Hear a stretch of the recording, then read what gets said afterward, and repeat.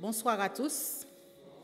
Nous croyons que vous avez passé une agréable journée, que vous soyez en présentiel ou en distanciel.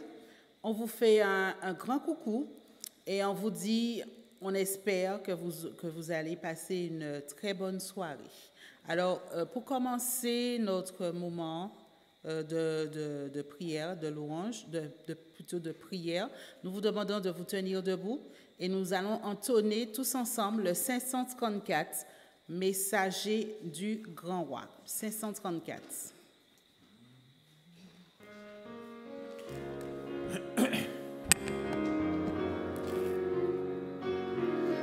C'est un chant martial. Messager du grand roi, proclamons avec foi la joyeuse nouvelle de la vie éternelle. Annonçons aux pécheurs l'amour du Dieu sauveur, montrons la croix du Rédempteur. Ambassadeur de Jésus-Christ, par la puissance de l'Esprit, offrez la paix de Dieu, publiez le salut au monde rebelle et perdu. Vous parlerez pour moi, tel est l'ordre du roi. Avec joie et courage, délivrons son message. Pécheurs, repentez-vous, Dieu vous appelle tous. Tombez, tombez à ses genoux. Ambassadeur de Jésus-Christ, par la puissance de l'Esprit, offrez la paix de Dieu, publiez le salut au monde rebelle et perdu. Écoute notre voix, pécheur, viens à la croix, et là dans la poussière, dis adieu ta misère. Jésus te recevra, le sang de Golgotha, le sang de Christ lavera. Et racheté de Jésus-Christ par la puissance de l'Esprit, tu diras gloire à Dieu. J'étais mort et perdu, il m'a donné son grand salut.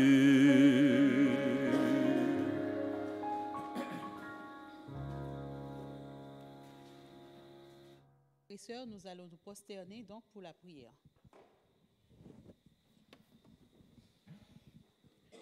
Tendre Père Céleste, nous voudrions te remercier. Remercier, Seigneur, pour cette journée que tu nous as permis de voir. Nous te remercions, Seigneur, pour ce souffle de vie que tu nous donnes en ce moment. Nous te remercions pour ta grâce, Seigneur, que tu nous donnes, qui est gratuite. Et nous te remercions, Seigneur, pour tous tes bienfaits. Nous te voudrions te demander pardon pour nos manquements, nos paroles, nos pensées qui n'ont pas toujours été agréables durant cette journée. Mais nous venons à tes pieds afin que tu puisses nous laver, que tu puisses nous purifier de manière, Seigneur, que nous puissions être propres, humbles à tes yeux. Nous voudrions te demander en ce soir d'ouvrir notre intelligence afin, Seigneur, que nous puissions comprendre tes Écritures, afin que nous puissions, afin que tu puisses nous permettre, Seigneur, de pouvoir non seulement comprendre, mais aussi de pouvoir propager ton évangile de paix, car le temps est très court. Nous voudrions te demander de bénir tout particulièrement Raphaël qui aura à parler pour toi. Efface-le en face de nous et permets, Seigneur, que ce soit toi qui nous parles.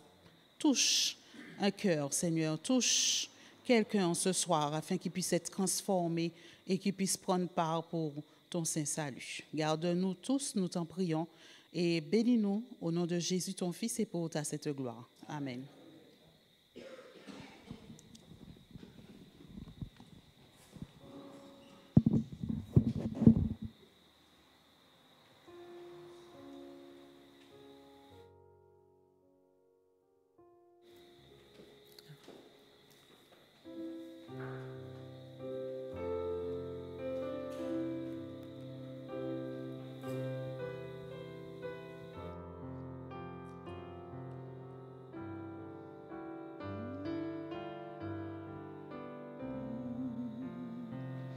Aujourd'hui tu m'appelles, tu veux laver mon cœur et mes pensées rebelles, tu veux changer, Seigneur, loin de ta bergerie, j'irai dans le péché pour me donner la vie. Jésus, tu m'as cherché. Aujourd'hui, ta grâce ouvre la porte du salut. Tout ce que ton sang couvre sont parmi tes élus. Et le Père avec joie pardonne aux pauvres enfants qui délaissant sa voix vient à lui repentant. Oui, le Père m'appelle, le Saint-Esprit descend. Le ciel aujourd'hui scelle le bonheur qui m'attend. Au portail de la grâce, nul ne s'informera. Si j'ai droit à ma place, Jésus me recevra. La maison de mon Père, je ne puis m'en passer. Il ouvre à ma prière sans jamais se lasser. Jésus, c'est lui la porte, me connaît par mon nom. Si tout passe, qu'importe, j'ai place en sa maison.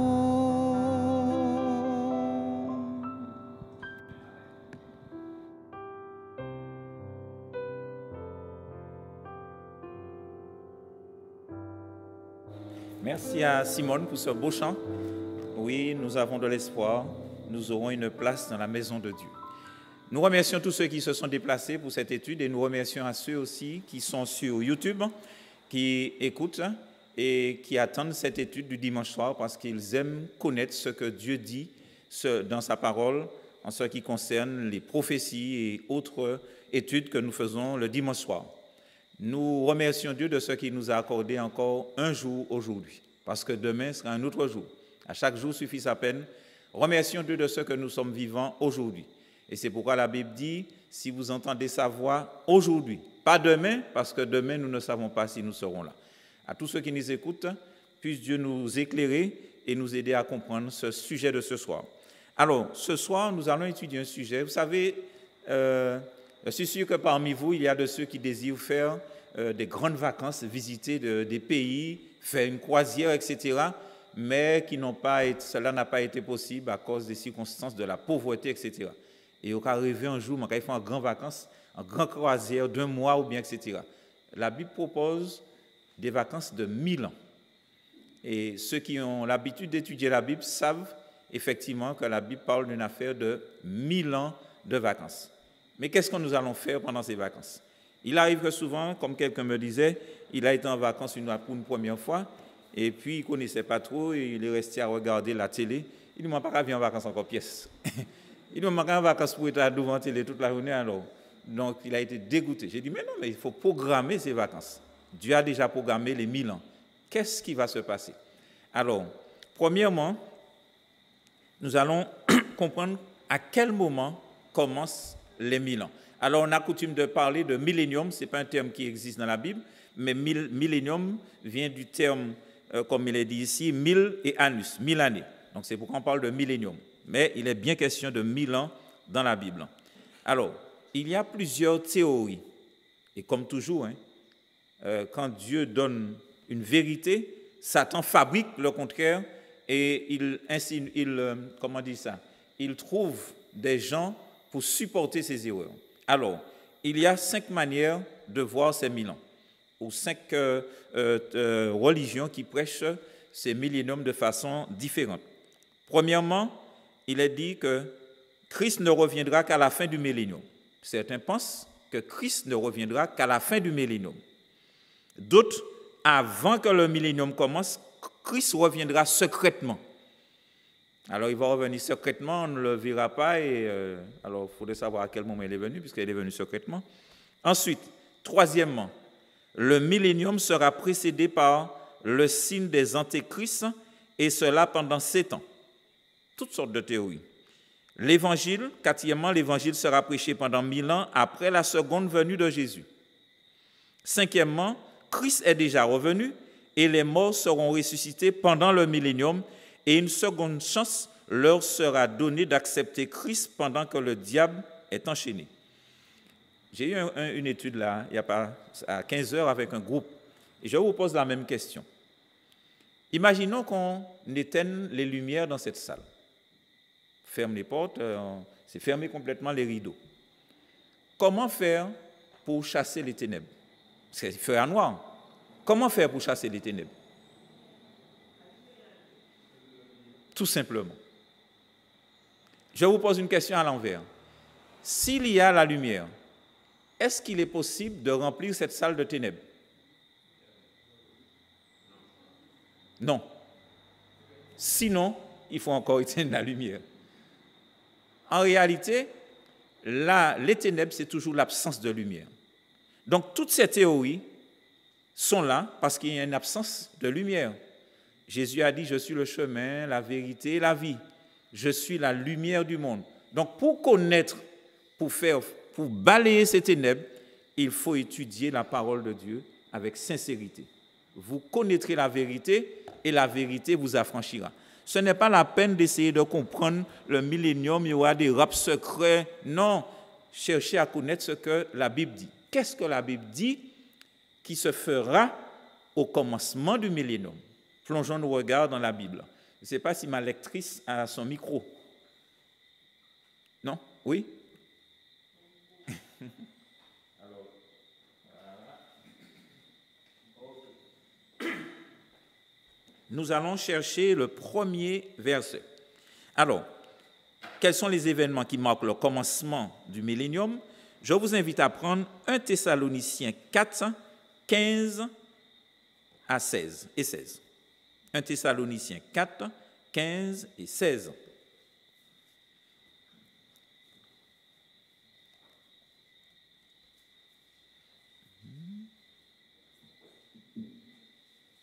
Qu'est-il écrit? Alors, vas-y. 1 Thessaloniciens 4, 15. Voici en effet que nous vous déclarons d'après la parole du Seigneur. Nous les vivants, restés pour l'avènement du Seigneur, nous ne devons pas ceux qui sont morts, car le Seigneur lui-même a un signal donné à la voix d'un archange et au son de la trompette de Dieu descendra du ciel et les morts en Christ ressusciteront premièrement. Très bien. La première chose qui se fait quand le millénium, pour le départ du millénium, c'est quoi? Avant les morts? Le Christ descend, le retour de Christ. Donc, tout ce qui a été avant là, il faut balayer ça. D'accord? Christ revient, et ceci, c'est avant le millénium, le commencement. D'accord? Les événements qui marquent le commencement du millénium. Il revient, et effectivement, la deuxième chose, comme Guy a dit, les justes qu'est-ce qu'ils font? Ressuscitent. D'accord? Donc ça, c'est une vérité. Jésus revient. Les justes, c'est ce que la Bible dit, hein, nous n'avons pas inventé. Christ, car le Seigneur lui-même a un signal donné à la voix d'un archange et au son de la trompette de Dieu, descendra du ciel et les morts ressusciteront premièrement. S'il y a premièrement, ça veut dire quoi? On va voir tout à l'heure le deuxièmement. Donc c'est uniquement les morts en Christ qui ressuscitent. Donc les méchants, où seront-ils? Ils seront morts. D'accord? Ou les méchants vivants seront détruits, nous allons le voir. Donc la première chose, Christ revient. La deuxième chose, comme Christ revient, la puissance de la vie, les morts sont ressuscités. Ensuite, lisons 2 Thessaloniciens 1, versets 7 à 8. 2 Thessaloniciens 1, 7 à 8. Et donner, donc il faudrait commencer déjà à la fin du 6 alors. Oui, si c'est plus lisible. Car il est de la justice de Dieu de rendre l'affliction à ceux qui vous affligent et de vous donner à vous qui êtes affligés du repos avec nous lorsque le Seigneur Jésus apparaîtra du ciel avec les anges de sa puissance, au milieu d'une flamme de feu pour punir ceux qui ne connaissent pas Dieu et ceux qui n'obéissent pas à l'évangile de notre Seigneur Jésus. Amen. Il apparaît au milieu de flammes de feu. S'il apparaît au milieu de flammes de feu, est-ce qu'on va le voir? Mais bien sûr, qu'une boule de feu passe dans le ciel, on le voit tout de suite. OK? Donc Jésus apparaîtra en plus avec les anges. Donc pas de rap secret. Et qu'est-ce qui se passera? Pour punir ceux qui n'obéissent pas à l'évangile de notre Seigneur. Nous pouvons encore lire un autre texte qui parle de ça, 2 Thessaloniciens 2, verset 8. 2 Thessaloniciens 2, verset 8.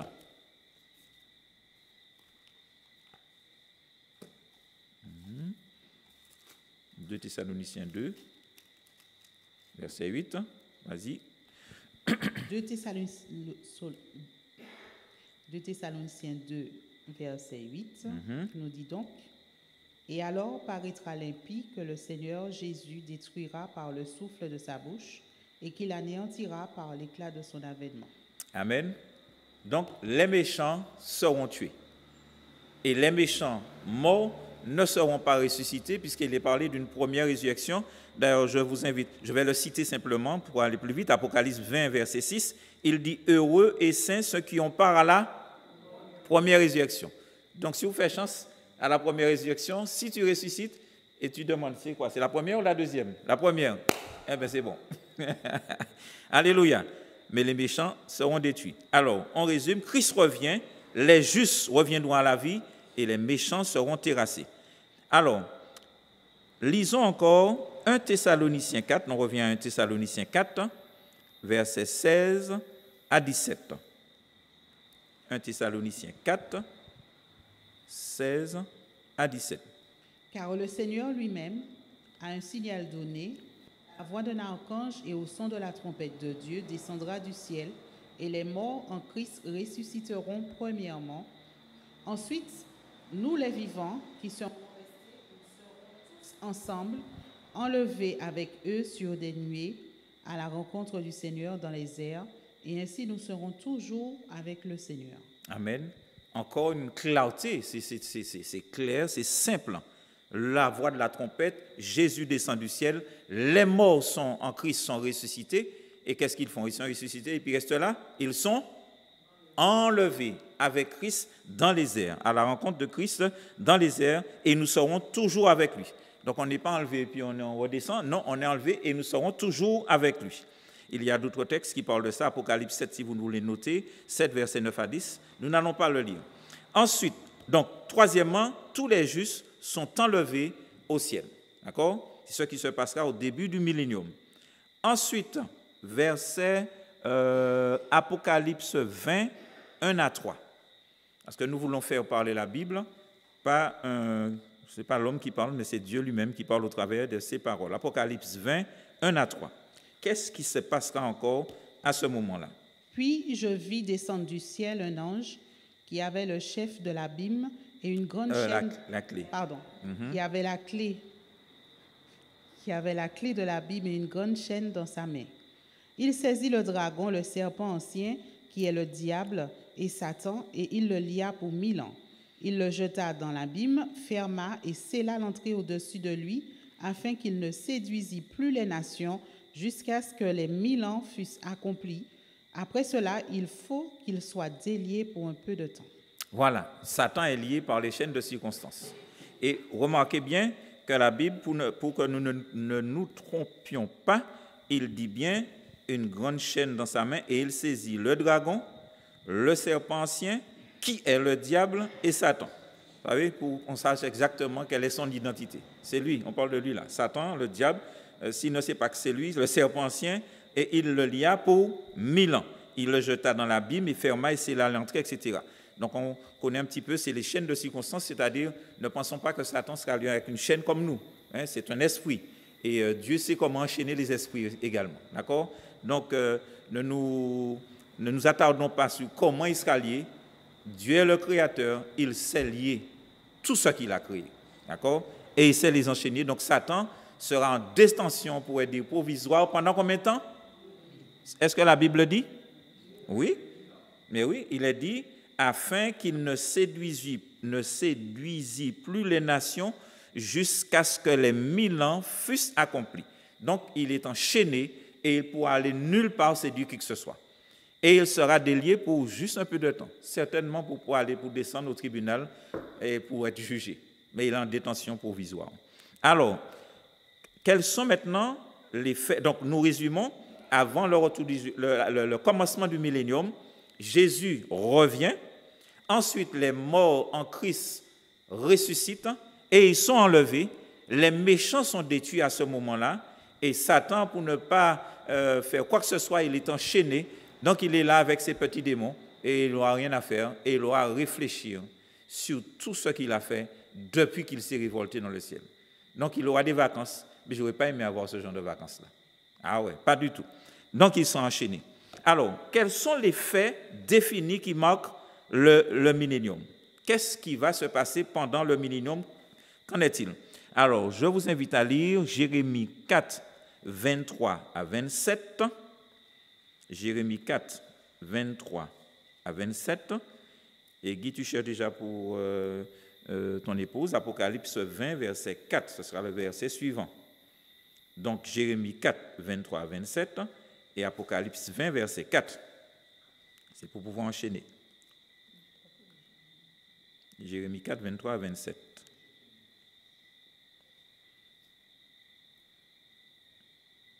Ok. Jérémie 4, 23 à 27.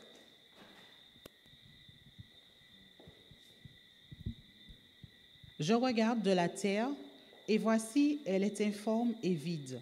Les cieux et leur lumière a disparu. Je regarde les montagnes, et voici, elles sont ébranlées, et toutes les collines chancellent. Je regarde, et voici, il n'y a point d'homme, et tous les oiseaux des cieux ont pris la fuite.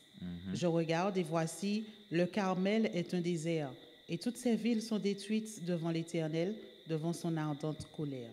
Car ainsi parle l'Éternel, tout le pays sera dévasté, mais je ne ferai pas une entière destruction.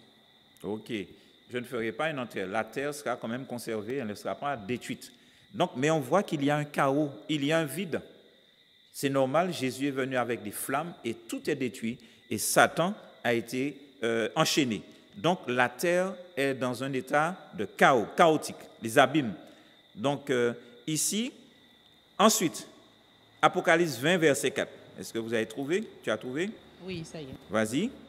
Et je vis des trônes, et à ceux qui s'y assirent fut donné le pouvoir de juger. Et je vis les âmes de ceux qui avaient été décapités à cause du témoignage de Jésus et à cause de la parole de Dieu, et de ceux qui n'avaient pas adoré la bête ni son image, et qui n'avaient pas reçu la marque sur le front et sur leurs mains. Ils revinrent à la vie, et ils régnèrent avec Christ pendant 1000 ans. 1000 ans. Oui, donc nos vacances seront vraiment extraordinaires. Déjà, le commencement des vacances sera extraordinaire. Vous vous imaginez qu'on va décoller de la planète. Terminé, on a fini avec les souffrances, les problèmes, les difficultés, les cancans, etc. On décolle. Premièrement, on est transformé. D'accord? On n'a pas besoin de trucs de cosmonautes, etc., d'exercice de la pesanteur. Jésus nous transforme. Alléluia. Et c'est ce que Dieu nous réserve, chers amis, qui est sur le net.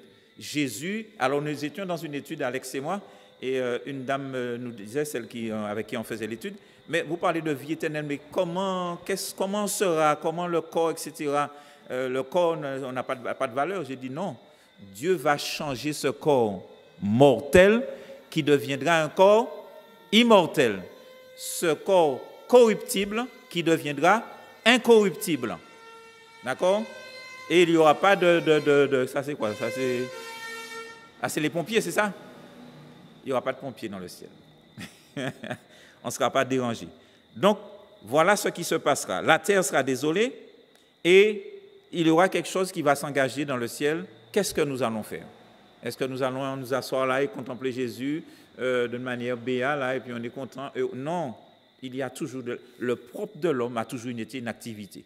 Ne pensez pas qu'on va s'ennuyer dans le ciel. Déjà, la montée sera formidable parce qu'on verra toutes les planètes, on verra, et cela prendra 7 jours. Ce sera glorieux et on va déboucher sur le ciel, là où Dieu se trouve et on verra Dieu. On le verra face à face avec nos yeux. N'est-ce pas extraordinaire? Aujourd'hui, on le voit au moyen de la foi, on croit qu'il existe, mais on n'a jamais vu Dieu. Mais on le verra, on verra les anges, on verra Jésus et on verra tous ceux qui sont sauvés. Et en plus, des trônes seront dressés. Moi, je ne me suis jamais assis sur un trône, à part lorsqu'on dit « je suis sur le trône ». Ça veut dire quel trône? Il n'y a pas ce genre de trône là au ciel, un trône extraordinaire. Mais ce trône, on devra faire une dernière besogne qui n'est pas formidable, mais qui est nécessaire. Et cette besogne sera, comme il est dit, et ceux qui s'y assirent fut donné le pouvoir de juger. Je pose une question. Si les morts, si lorsque Jésus est revenu, les justes sont ressuscités, ceux qui ont cru en Jésus sont ressuscités, sont changés, sont montés au ciel, et les morts sont détruits, le jugement va servir à quoi? Mais oui, tout est classé déjà. On sait qui est méchant, puisqu'ils sont terrassés. On sait quels sont ceux qui sont justes, qui sont ceux qui sont justes, puisqu'ils sont montés au ciel. Donc, à quoi servira le jugement? Et qui sera jugé? Oui, les morts, les méchants. Oui. Mais pourquoi? C'est-à-dire?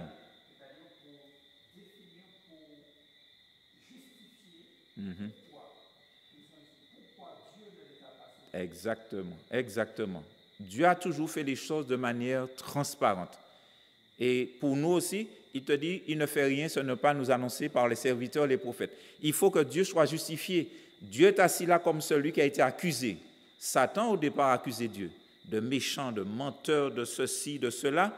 Eh bien, nous allons ouvrir les livres et nous saurons pourquoi X que j'ai appelé, et là, on verra que certains, Dieu les a appelés à la conversion. Dieu les a rappelés. Dieu les a parfois permis de tomber dans la maladie pour leur... Parce que souvent, c'est lorsqu'on est malade, on réfléchit. Dieu a permis maintenant que des prédicateurs prêchent l'évangile pour eux. Dieu a permis qu'ils tombent sur la Bible. Dieu a permis qu'ils reçoivent des songes et des visions. Et malgré ça, ils auront rejeté l'appel de Dieu.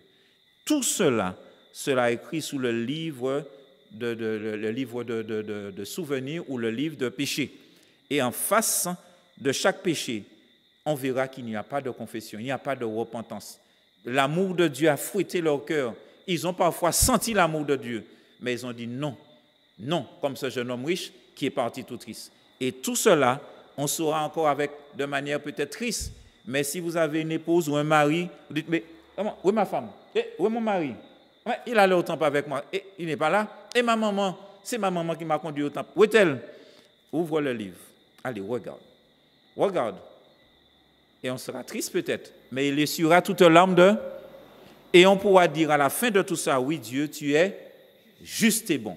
Mais il y a une autre catégorie de personnes qu'on va juger, catégorie d'êtres. Qui sont-ils?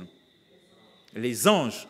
Alors, certains pourront dire, ceux qui nous écoutent sur le net pourront peut-être dire, ah, mais qu'est-ce qu'il raconte là? On va juger les anges.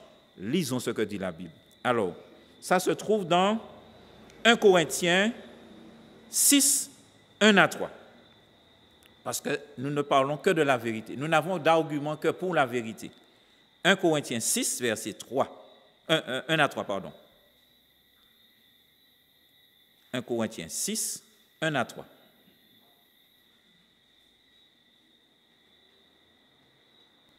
quelqu'un de vous, lorsqu'il a un différend avec un autre, ose-t-il plaider devant les injustes et non devant les saints? Ne savez-vous pas que les saints jugeront le monde?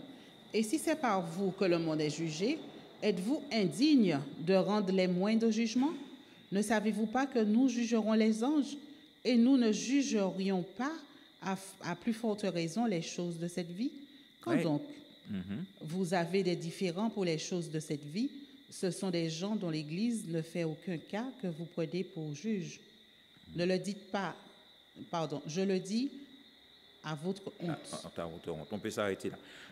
Donc l'apôtre Paul parle de deux choses. Enfin, il parle d'une chose et il profite pour dire, alors il parle de ceux qui sont dans l'Église et qui se mettent au tribunal, voilà, ça c'est une honte, dit-il. Parce qu'elle dit, mais comment vous n'êtes pas capable de juger entre vous les choses? Ou il y a un problème et puis un frère, ou il y a un problème et puis un sœur. Maintenant, réunis les anciens ou bien les pasteurs, discutons, voyons ce que Dieu dit en toute humilité. Normalement, on devrait faire ça, n'est-ce pas? Mais alors, il y a de ceux qui mettent au tribunal. Il dit, c'est une honte de faire cela.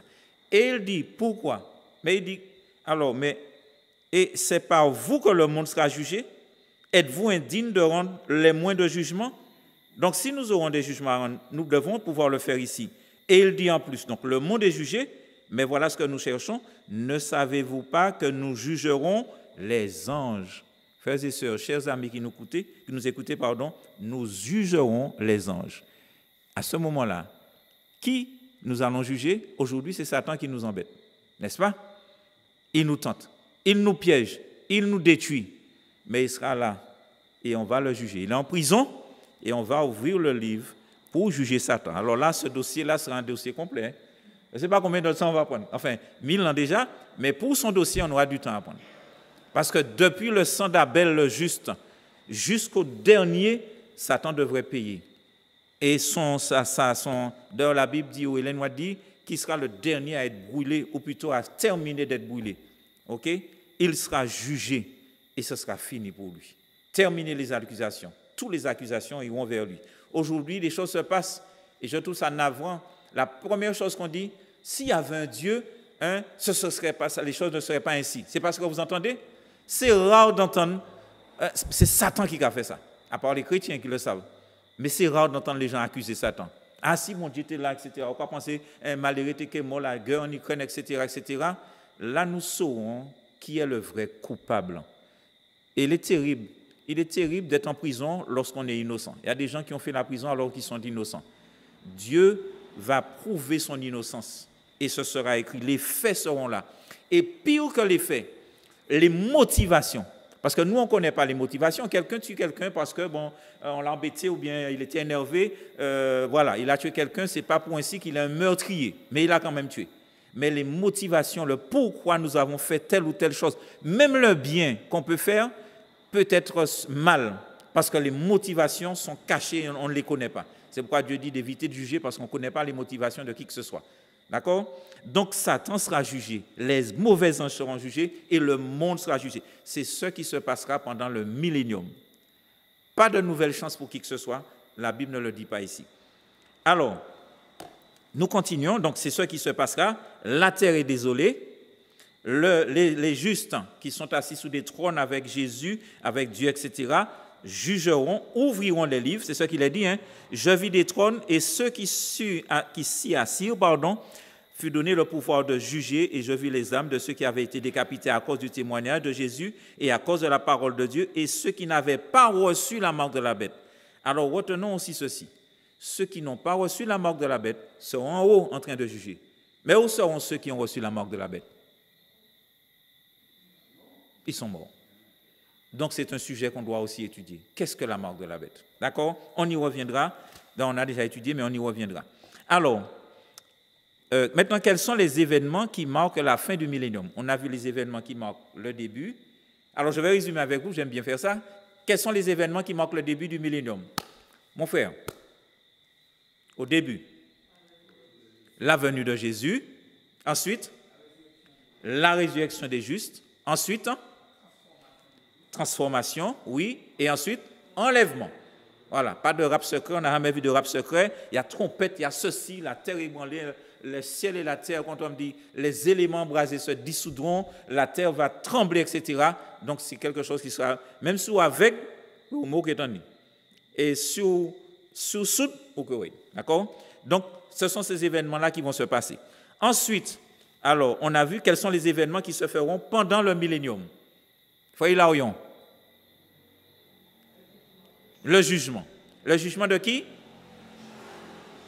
Le jugement des méchants et le jugement de Satan et ses mauvais anges. Très bien. Alors, ensuite, c'est terminé. On a bouclé les dossiers. Le dernier nom est tiré. Le dernier Satan est tiré, etc. Tout est classé. Les dossiers sont classés. Alors, qu'est-ce qui manque? Nous allons voir la fin du millénium. Qu'est-ce qui se passera? Nous allons lire Apocalypse 20, verset 5. Apocalypse 20, verset 5. Les autres morts ne revinrent pas à la vie jusqu'à ce que les 1000 ans fussent accomplis. C'est la première résurrection. Très bien. Alors, où est-ce qu'il y a une seconde chance là? À aucun moment on ne parlait de... Puisqu'ils sont morts quand Jésus est venu, ils sont terrassés. Ensuite, le jugement a eu lieu. Donc, il n'y a pas de mort là qui est devant un tribunal. Donne-moi une seconde chance, Jésus. Non. Donc, s'il y a une deuxième chance, il faut une troisième chance, il faut une quatrième chance, etc. C'est comme les vaccins. Première dose, deuxième dose, etc. D'accord? Mais il n'y aura pas de deuxième dose de grâce. D'accord? Les autres morts ne revinrent pas à la vie jusqu'à ce que les 1000 ans fussent accomplis. C'est la première résurrection. Donc, ça parle dans un ordre d'idée, il parlait des premiers morts qui sont ressuscités, et il dit les autres morts. Donc, il y a eu la première résurrection, d'accord? Parce que cette phrase peut prêter à confusion. Mais il parlait de ceux qui sont ressuscités, c'est la première résurrection. Les autres morts ne reviennent pas à la vie jusqu'à ce que les 1000 ans fussent accomplis. Donc, la première chose qui se passe, les méchants ressuscitent. Alors, ensuite, Apocalypse 20, toujours Apocalypse 20, verset 7. Deuxième chose qui se passe. Apocalypse 20, verset 7. Quand les 1000 ans seront accomplis, Satan sera relâché de sa prison. Le texte, et il sortira, non? Ça, c'est le 8. Et Le 8. il sortira pour séduire les nations qui sont aux quatre coins de la terre, Gog et Magog, afin que les rassembler pour la guerre, leur nombre est comme le sable de la mer. Voilà. Monsieur Satan, enfin je lui donne monsieur, il sort de prison. C'était dur, la prison. Mais le plus dur est à venir. Il est relâché pour quoi faire?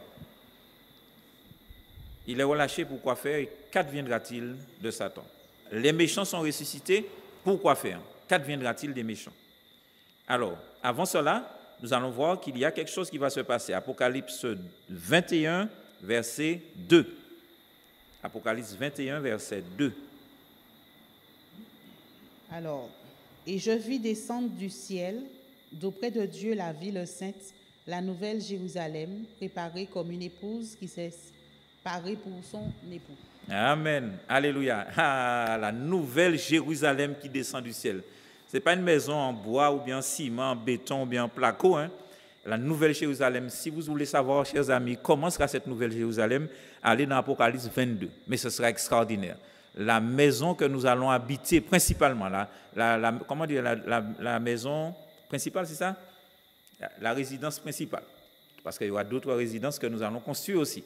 Mais cette résidence principale dont Jésus avait dit, je m'en vais vous préparer une place. Et lorsque je m'en serai allé, que je vous aurai préparé cette place, je reviendrai et je vous prendrai avec moi afin que là où je suis, vous y soyez aussi. La maison est prête, le jugement est terminé, on descend et la maison, la nouvelle Jérusalem, descend. D'accord? Donc, c'est ce qui se passe. Donc, on a vu, les méchants sont ressuscités, Satan est libéré et la nouvelle Jérusalem descend. À votre avis, qu'est-ce que Satan a envie de faire encore? Séduire et puis quoi? S'emparer de la nouvelle Jérusalem. Ouais, quel entêtement. Satan a pris un premier coup dans le ciel, Jésus s'est battu, ou Satan s'est battu avec Jésus, il a été précipité. Premier chaos, il a été précipité, il a été vaincu. Jésus est descendu en tant que bébé, il a vaincu Satan au berceau, il a vaincu Satan adolescent, il a vaincu Satan dans le désert, et à la croix du calvaire, il lui a écrasé la tête. Au tombeau, Satan était là pour l'empêcher. Jésus a fait exploser la mort. Il a dit aux morts, où est ton aiguillon? Tu penses me retenir? Il a vaincu Satan encore. Et il est remonté. Et là encore, Satan pense qu'il a une chance. Vous savez, quand quelqu'un a de la haine, il n'y a rien de plus terrible. Quand quelqu'un est passionné, aveuglé, il se lance, il est capable de se tuer lui-même. Et Satan pense qu'il peut encore s'emparer parce les méchants sont ressuscités. Donc il les a rangés en bataillon. Il y avait roi Hitler, il y aura tous les méchants. Je ne sais pas si Poutine sera là-dedans. Bon, peut-être il peut se convertir, mais s'il ne se convertit pas, il sera là-dedans. Les chefs militaires seront là. Les Romains, les gladiateurs, ils seront bien rangés. Satan pensera qu'il sera en force. Et il dit, nous allons attaquer la cité de Dieu. Qu'est-ce qui se passe? Apocalypse 20, 8 à 9. Apocalypse 20, 8 à 9. Et il sortira pour séduire les nations qui sont aux quatre coins de la terre, Gog et Magog, afin de les rassembler pour la guerre. Leur nombre est comme le sable de la mer. Et ils montèrent sur la surface de la terre, et ils investirent le camp des saints et la ville bien-aimée. Mais un feu descendit du ciel et les dévora. Alléluia. Amen. Gloire à Dieu, c'est terminé.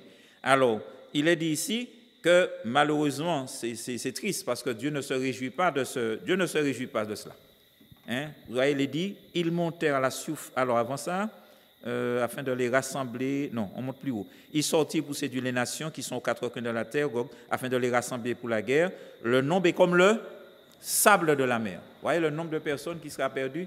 Prenez une poignée de sable et vous voyez. Donc, le cœur du Père est triste. C'est une œuvre étrange, mais il est obligé de le faire parce qu'ils ont fait leur choix. Ils ont fait leur choix. Et ils investirent le camp des saints. Et alors, il est raconté comment Jésus va monter au plus haut de la citadelle, au plus haut de Jérusalem. Et c'est lui qui va commander le feu de descendre sur les méchants. Et alors, les méchants seront détruits. Les anges seront détruits. Et Satan sera le dernier à brûler. Mais alors, je vous pose une question, entre parenthèses. Est-ce qu'ils resteront toujours dans ce feu? Quoique ce n'est pas l'objet de l'étude.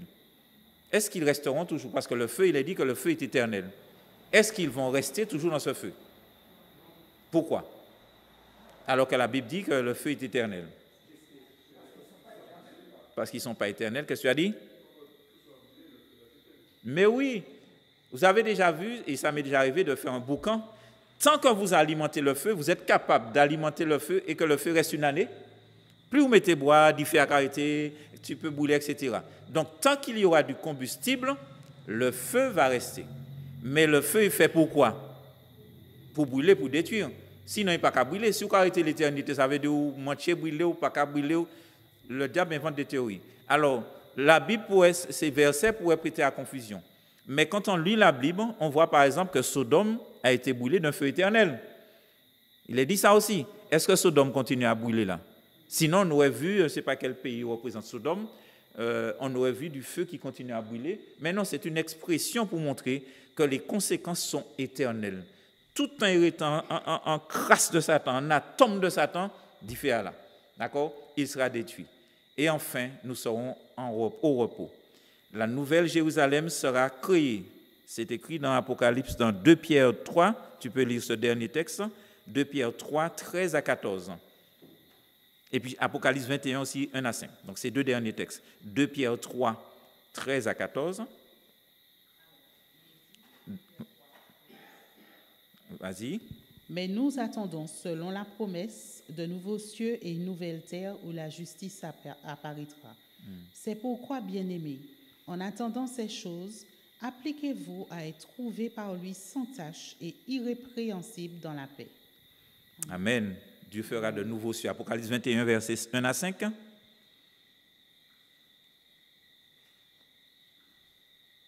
Apocalypse 21, vas-y. Puis je vis un nouveau ciel et une nouvelle terre, car le premier ciel et la première terre avaient disparu et la mer n'était plus. Et je vis descendre du ciel, d'auprès de Dieu, la ville sainte, la nouvelle Jérusalem, préparée comme une épouse qui s'est parée pour son époux. Et j'entendis du trône une forte voix qui disait, « Voici le tabernacle de Dieu avec Amen. les hommes. Il habitera avec eux et ils seront son peuple et Dieu lui-même sera avec eux. Il essuiera toute larme de leurs yeux et la mort ne sera plus. Et il n'y aura plus ni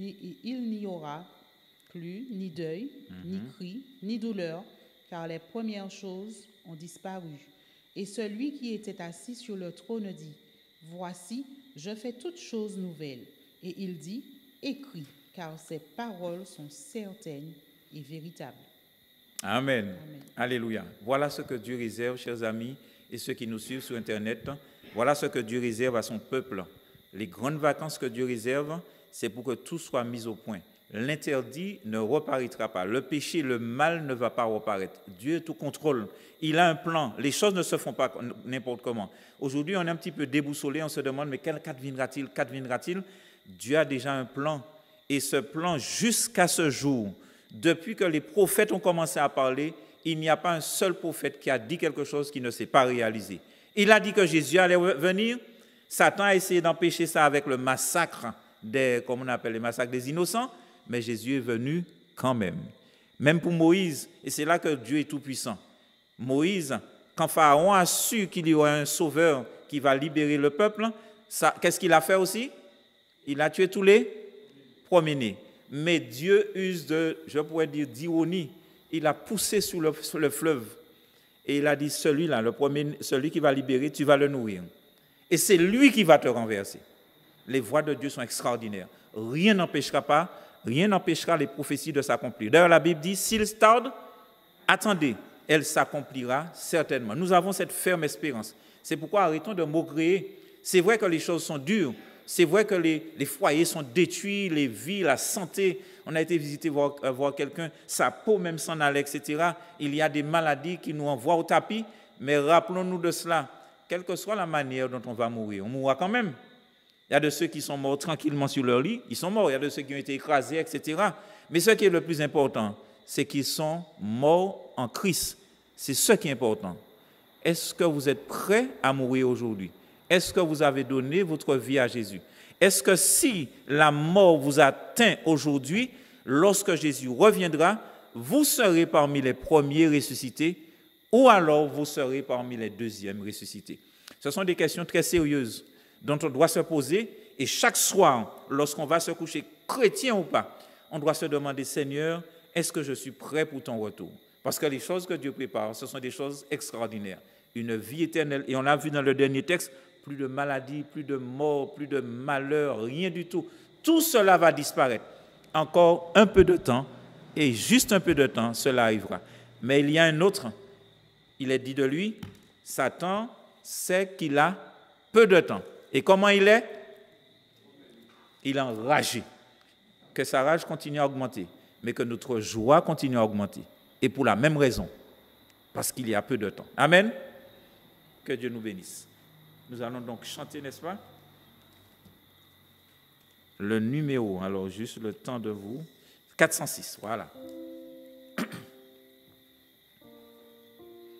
Nous attendons le Sauveur glorieux.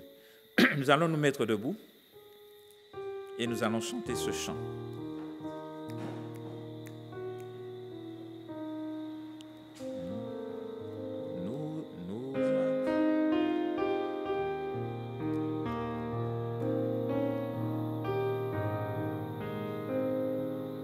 Nous attendons le Sauveur glorieux, d'un cœur joyeux, rempli de confiance. Il va régner sur la terre et les cieux, dans le beau jour de notre délivrance, voir face à face notre Sauveur.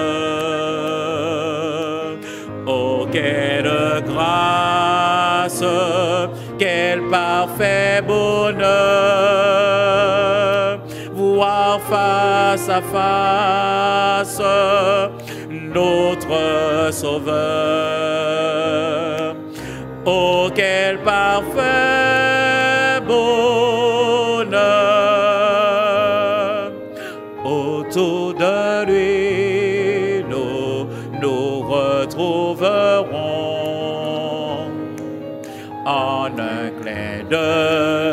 formé à son image, à sa rencontre, ensemble nous irons.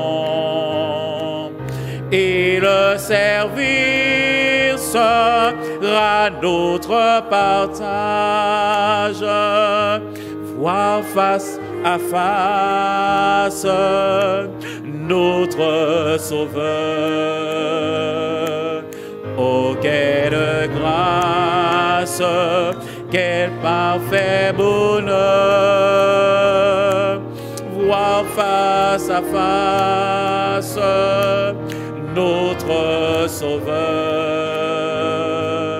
Oh, quel parfait bonheur. 4. Tout près de lui, nous pourrons approcher et notre main par la sienne tenue dans les lieux saints qu'il fera beau marcher. Après la foi, pour toujours par l'aveu, voir face à face notre Sauveur. Oh, quelle grâce, quel parfait bonheur, voir face à face notre Sauveur. Oh, quel parfait bonheur.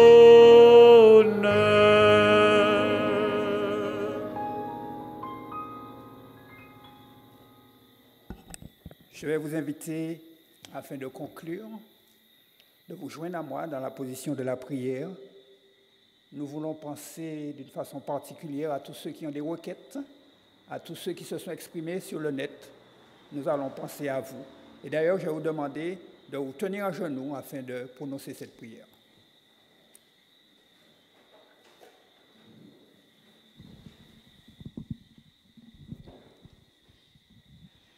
Nous voulons te remercier, ô tendre Père céleste. Ce soir, tu nous as encore révélé certaines choses concernant notre avenir et notamment la fin de la tragédie. Tu nous as clairement signifié ce soir que le mal aura une fin. Tu nous as clairement montré à travers ta parole que la souffrance aura une fin, que la maladie aura une fin, que ce qui est en train de nous détruire, de nous attrister, de nous faire du tort, sera bientôt dans le néant et que bientôt tu reviendras parce que tu l'as promis. Et comme nous l'a dit ton serviteur, tout ce que les prophètes ont annoncé dans les temps anciens et auparavant se sont accomplis. Et la dernière prophétie que nous attendons, c'est le retour de Jésus.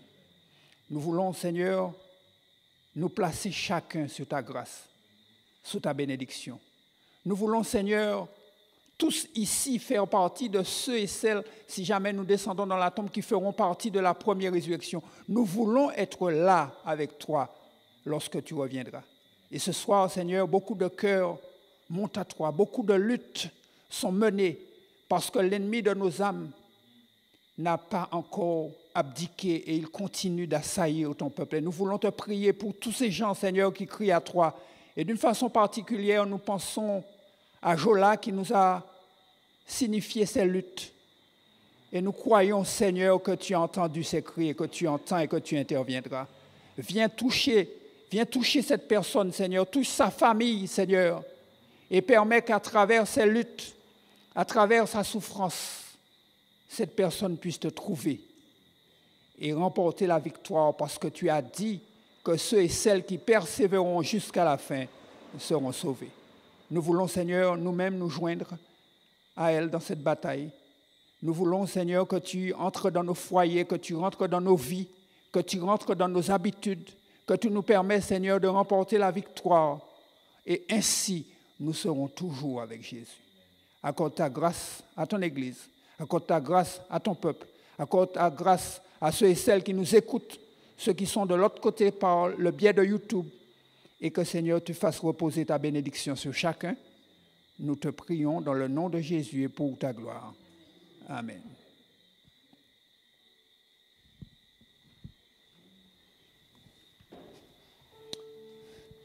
Nous voulons vous dire bonne soirée. Merci d'avoir été à l'écoute pour ceux qui étaient connectés et ceux qui étaient en présentiel.